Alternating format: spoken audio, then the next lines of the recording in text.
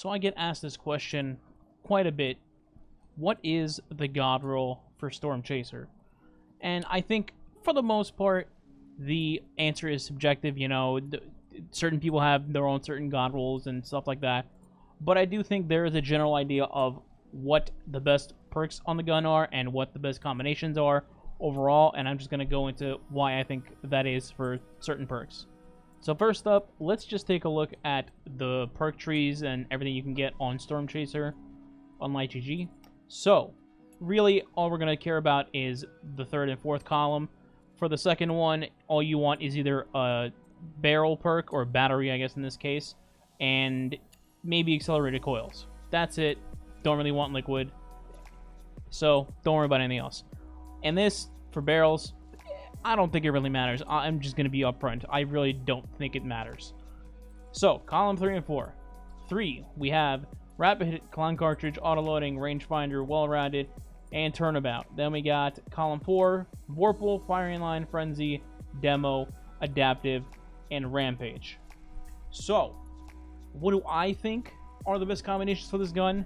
Well, I think there's 3 roles that you should use or look out for, and 1 potential role you can use in the future. So, first up, we have auto-loading firing line.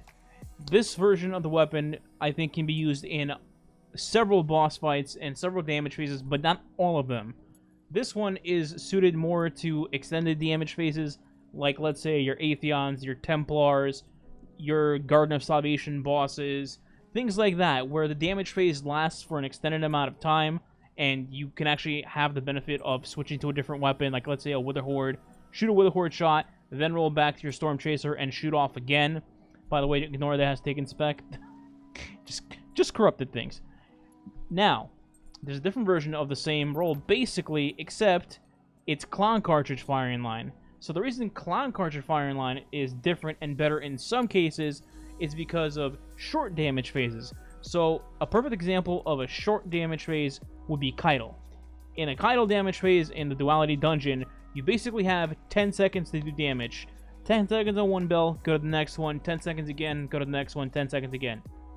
So in this limited time window, it's actually better to have clown cartridge on your weapon rather than auto-loading, because with how her damage works and how tight it is timing-wise, you're better off doing a clown cartridge reload and getting 6 to 8 shots on your gun rather than you shooting your 5 shots, then you switch and try to activate auto-loading, shoot a different gun that does less damage, then switch back to your Stormchaser and try to shoot her some more, instead of just like, okay, I'm gonna have clown, I'm gonna reload, oh look, I have 7 to 8 shots, I'm just gonna use all of these shots in the damage phase, and under those 10 seconds, get all my bullets off, and then go on to the next bell. It's just more consistent and more damage overall in a short damage phase, as opposed to an extended damage phase where clown cartridge basically doesn't matter, and auto-loading does the same job, if not better, because you can do, like, let's say, auto-loading Nagi, etc., etc. That's the only main difference between the 2 roles, so it just depends how long a damage phase is for a certain boss. Both roles are good. I think they're both the top 2 roles of the gun. It just depends which boss you're going on. Now, the third role that I want to talk about, and this one's under those 2, is the solo content role, which, to me, is auto-loading Vorpal. Now, before people go crazy and say, but Sneak, Frenzy is a better damage percentage than Vorpal. And while technically you are right, the reason why I value Vorpal instead of Frenzy plus autoloading is because Vorpal can be activated literally anytime that you want, anywhere, as opposed to a Frenzy perk, which, for those of you that don't know, Frenzy activates after 12 seconds or so in battle, which means it's not always active anywhere, anytime you want. You have to actually get the requirement down and then get the benefits of its damage, whereas, let's say I'm in a Master Law sector and I just started the sector, I'm 2 seconds into the sector, there's a champion right in front of me, and my damage perk isn't live, so, well, that's kind of unfortunate and stupid.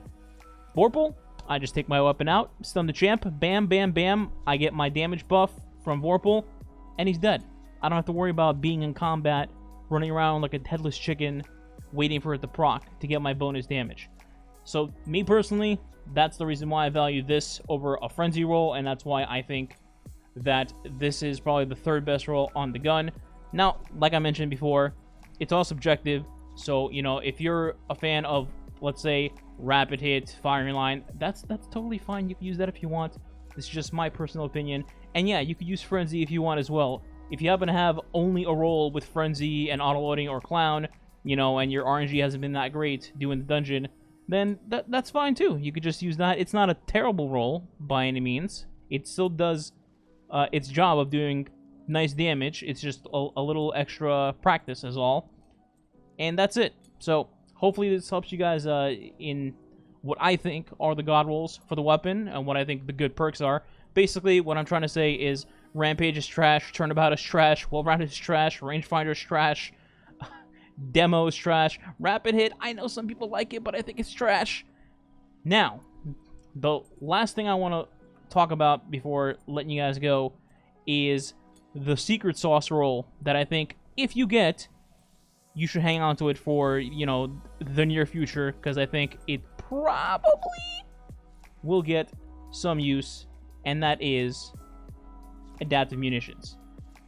Now, Adaptive Munitions is a good perk.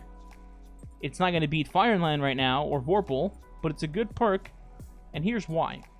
So, going into next season or beyond, first of all, we don't know what they're going to do. Like, let's say, what if they nerf RB a second time? Second, what if we get anti-barrier linears and you don't want to run Arbalist? And this would give you an option to run something else besides Arbalist as an exotic slot. So just picture we have anti-barrier linear, and then we have, you know, any Nightfall that has Arc Burn. Basically, you slap this on, and any champion that you shoot, their shield breaks instantly, they take damage, and then you use whatever else that you want. So like in a hypothetical scenario, you can use Stormchaser, Izanagi's, and whatever in your energy slot for the other type of champion, or you could use, let's say, I don't know, Fatebringer Vex Mythoclast, and this, because you have your barrier on your linear, and cracking them in one shot. Like, and don't get me wrong, Arbalist is good, it one-shots barriers as well, I get it, but sometimes, what if you know, want to use a different exotic and not use the same exact exotic for the next 9 months, because it's like the best barrier weapon, and nothing else will beat it. What about that? I think that's good. Alright, so now I'm done. That's it. There you go. Those are the rolls that I think are valued in the gun. Those are the gun perks that I think are the god roll, quote unquote. Let me know what you think. Agree, disagree. Comment below. Like, share, subscribe. All that good stuff. Stream daily on Twitch. Twitch.tv/SneakyBeaver. Links in the description. Alright, goodbye.